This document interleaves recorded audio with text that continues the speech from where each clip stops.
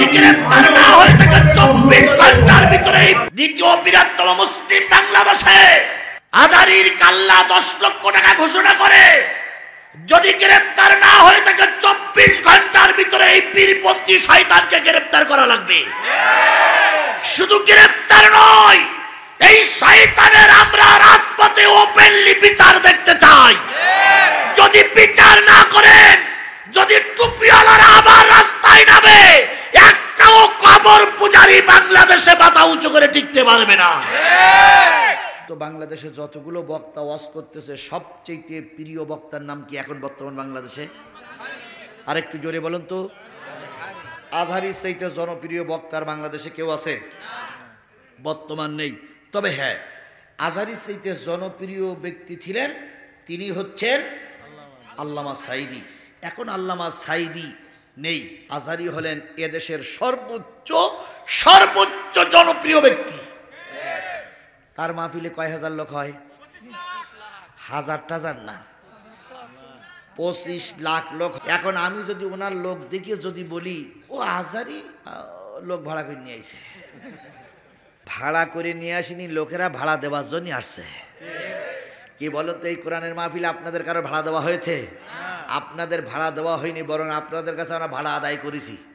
কি নেইনি টাকা নেইনি। জনগণ ভাড়া করে নিয়ে আসা লাগে না, জনগণ ভাড়া দেওয়ার জন্যই আসে।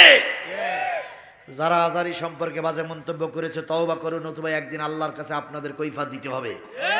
তবে আপনারা আজকে একটা জিনিস তৈরি হবেন, সেটা হলো সাদিকুর রহমান হাশমি বলে একজন ভদ্রলোক, আল আমিন হাশমি দরবার শরীফ, চট্টগ্রাম, তিনি বলেছেন আজহারির যদি মাথার খুলি কেউ এনে দিতে পারে তাকে নাকি তিনি 10 লক্ষ টাকা পুরস্কার দিবেন। কথাটা বুঝতে পেরেছেন?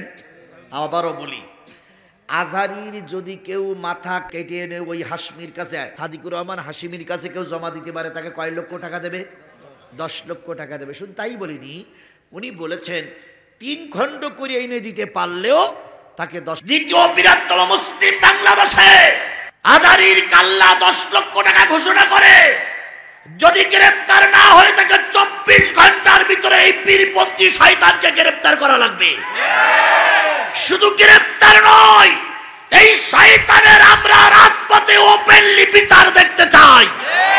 যদি বিচার না করেন, যদি টুপিওয়ালারা আবার রাস্তায় নামে, একটাও কবর পূজারি বাংলাদেশে মাথা উঁচু করে টিকতে পারবে না। আজহারি আমাদের মাথার মুকুট, আজহারি আমাদের সমস্ত যুবকদের আইডল, মিজানুর রহমান আজহারি সমস্ত যুবকদের আইডল। কথা বলেন ঠিক না বেঠিক? এত বড় একজন জনপ্রিয় স্কলার আর পৃথিবীর কোথাও নাই, সৌদি আরবেও নাই, মিশরে নাই। এত বড় একজন জনপ্রিয় ব্যক্তি সম্পর্কে একজন কবর পূজারী বাজে কথা বললো, আর এখন আমার পুলিশ আঙুল চুষতেছে। পুলিশ ভাইদেরকে বলি, আপনারা কি মেয়ে লোকের মতন চুরি ভরিয়ে আছেন নাকি? কেন তাকে গ্রেফতার করা হয়নি? এবার আমরা আইন হাতে তুলে নেব না, আপনাদের সময় দিলাম। যদি গ্রেফতার না করেন, গোটা বাংলাদেশ হয়তো জনগণ আসল করে দিতে পারে। 25 লক্ষ জনগণ যদি নারায়ে তাকবীর স্লোগান নিয়ে 25টা জেলার থেকে নামে, পুলিশ ব্যারিকেড দিয়ে আমাদের থামাতে পারবেন না। এই জন্য অনতি বিলম্বে এই সাদিকুর রহমান হাশমি গ্রেফতার করতে হবে। আপনারা আমার সঙ্গে কারা কারা একমত হাত তুলে দেখান তো। সরকার বাহাদুরকে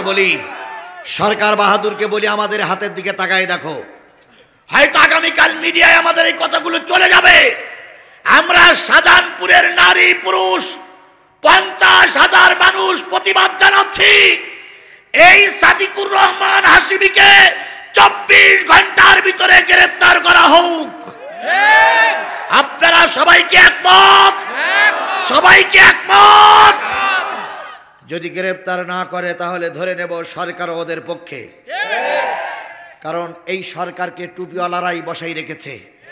এই সরকার বিএনপি জামাতের সরকার, বিএনপি জামাত তাদেরকে বসাই রেখেছে।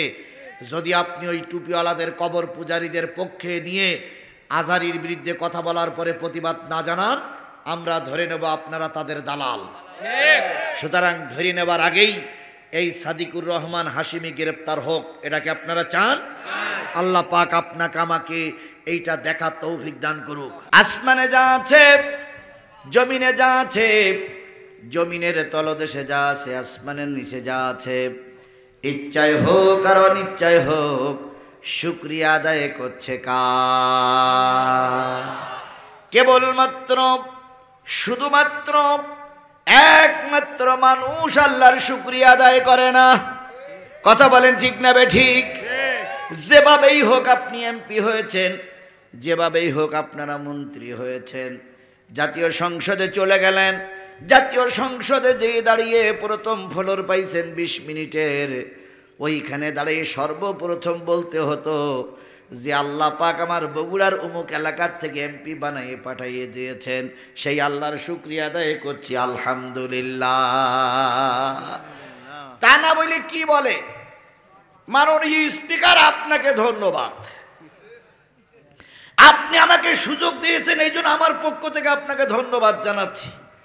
স্মরণ করছি সর্বকালের সর্বশ্রেষ্ঠ বাঙালি, 1000 বছরের শ্রেষ্ঠ বাঙালি জাতির পিতা মুজিবুর রহমানকে। তারপরে বলেন স্মরণ করছি শেখ হাসিনারে, স্মরণ করছি এলাকার মানুষকে, স্মরণ করছি সেই সমস্ত পুলিশ ভাইদেরকে যারা আমাদেরকে এখানে পাঠানে সহযোগিতা করেছে, কিন্তু একটিবারের জন্য হলেও মুখে আলহামদুলিল্লাহ নামটা উচ্চারণ হয় না। আল্লাহ বলল, বান্দা তুই যেভাবেই যাস গেছিস, রাতের ভোট দিনই করেছিস, দিনের ভোট রাতে করেছিস, ভোট কেন্দ্রে জনগণের যেতে দেশটি বিএনপি জামাতের নামে মামলা দিছিস,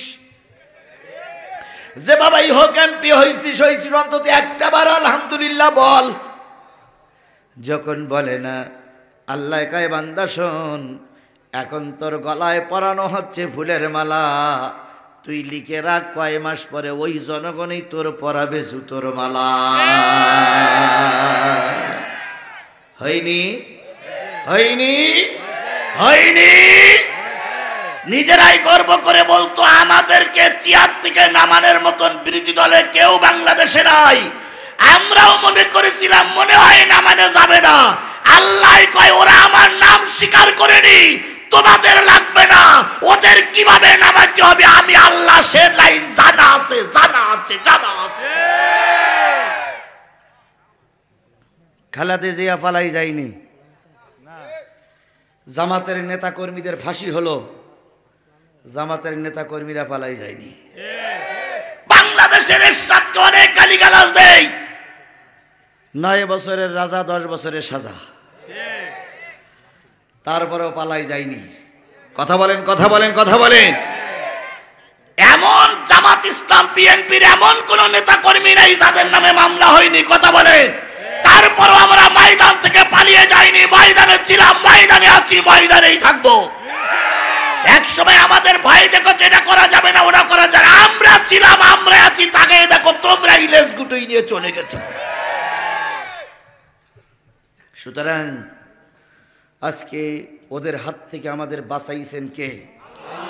সেই আল্লাহর আবারও শুকরিয়া আদায় করছি আলহামদুলিল্লাহ।